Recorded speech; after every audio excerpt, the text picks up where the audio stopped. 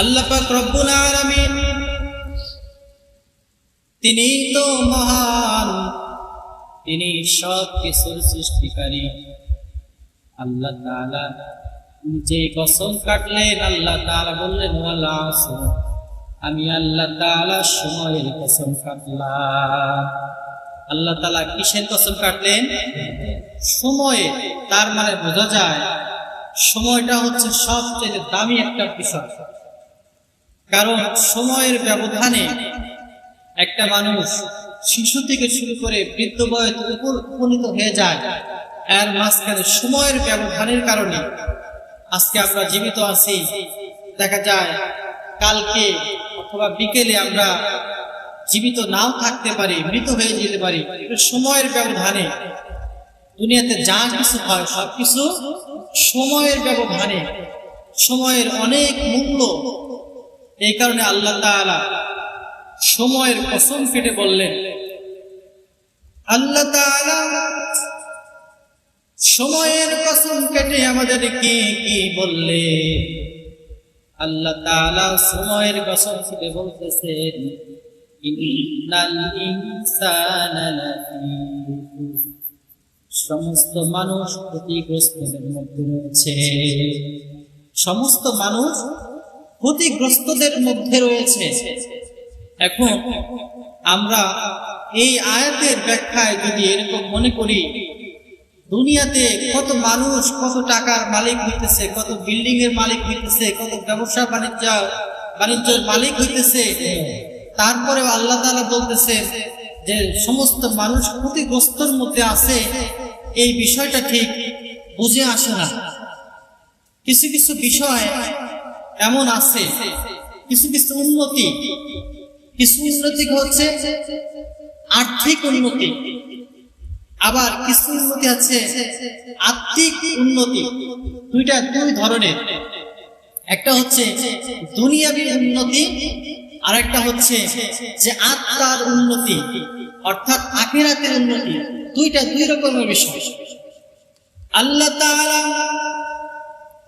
এইখানে বলতেছেন সমস্ত মানুষেরা ক্ষতিগ্রস্তদের মধ্যে রয়েছে।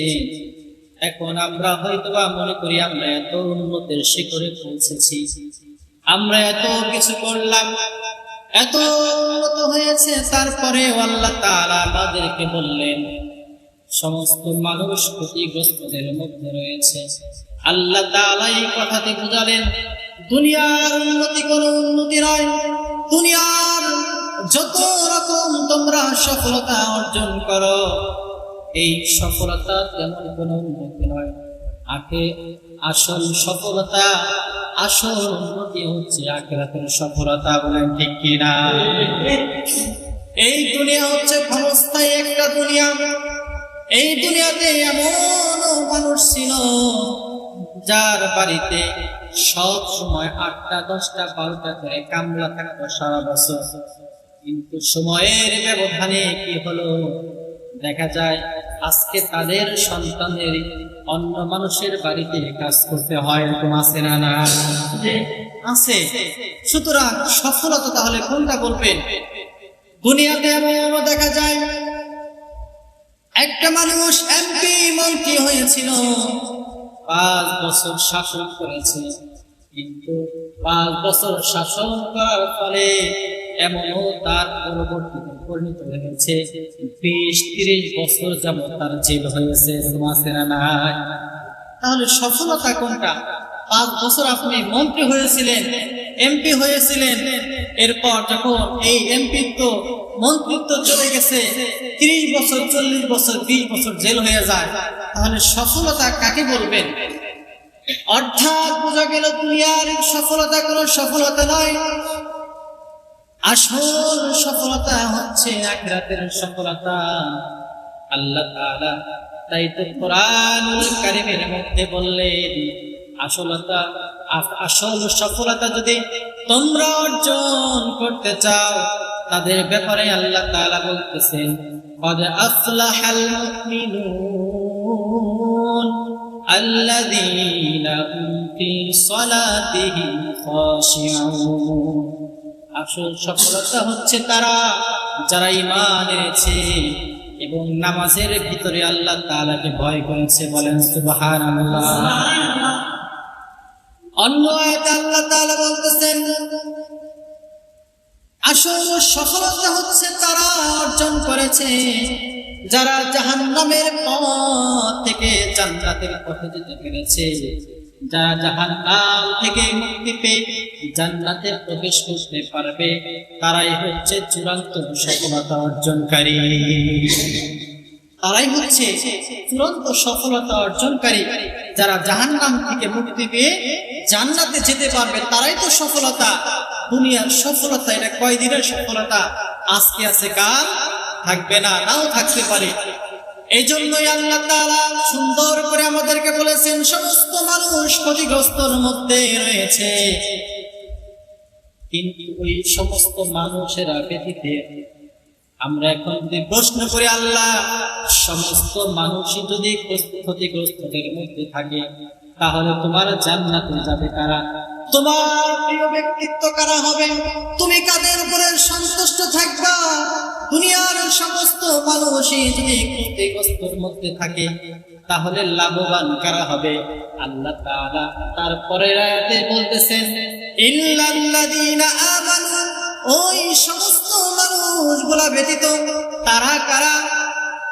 ইল্লাল্লাযীনা আমানু, যারা আমি আল্লাহ তাআলার প্রতি ঈমান এনেছে, আখিরাতের প্রতি ঈমান এনেছে, ফেরেশতাদের প্রতি ঈমান এনেছে, নবীদের প্রতি ঈমান এনেছে, কোরআনের প্রতি ঈমান এনেছে। এই যে বিষয়গুলোর প্রতি, ফেরেশতাদের প্রতি, 7টি বিষয়ের প্রতি যারা ঈমান এনেছে, তারা কোনদিন ক্ষতিগ্রস্তদের মধ্যে নয়, বলেন সুবহানাল্লাহ। এরপরে যদি বলি, আল্লাহ প্রথম তো বুঝলাম যারা তোমার নামে ঈমান এনেছে তারা ক্ষতিগ্রস্তদের মধ্যে নয়। আরো কি লোক আছে কিনা? আল্লাহ তাআলা এরপরে আয়াতে বলতেছেন, ইল্লাল্লাযীনা আমানু ওয়া আমিলুস সালিহাত, যারা ঈমান আনার পরে আমলে সালেহ করেছে, ভালো আমল করেছে, তারাই হচ্ছে সফলতা অর্জন করেছে। এরপরে আবার ওদের প্রশ্ন করে, আল্লাহ এরপর আরো কোন ব্যক্তি আছে কিনা? আল্লাহ তাআলা বলেন, ওয়াতাওয়াসাউ বিল হক, যারা সত্য পথের উপর অটল থেকেছে, যারা সত্য পথে চলেছে, তারাই হচ্ছে সফল কাম।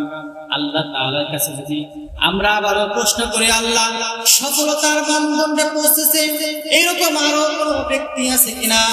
আল্লাহ তাআলা বললেন, ওয়াতাওয়াসাউ বিল হাক্কি ওয়াতাওয়াসাউ বিস সাবর, এবং যাদের জীবনটা ধৈর্যের সাথে চলেছে, আমি যে সিদ্ধান্ত দিয়েছি সেই সিদ্ধান্তের উপর তারা অটল থেকেছে, সবর করেছে, আমি যা চেয়েছি তাই দিয়েছি, তার উপর যারা আত্মসন্তুষ্ট অর্জন করেছে, যারা ধৈর্য ধারণ করেছে, যারা সবর করেছে, তারাই হচ্ছে প্রকৃত সফল কাম। আর দুনিয়ার জাগতিক সফলতা আসুক না কেন, এই সফলতা কোনো সফলতা নয়, আসল সফলতা হচ্ছে আখিরাতের সফলতা, বলেন সুবহানাল্লাহ।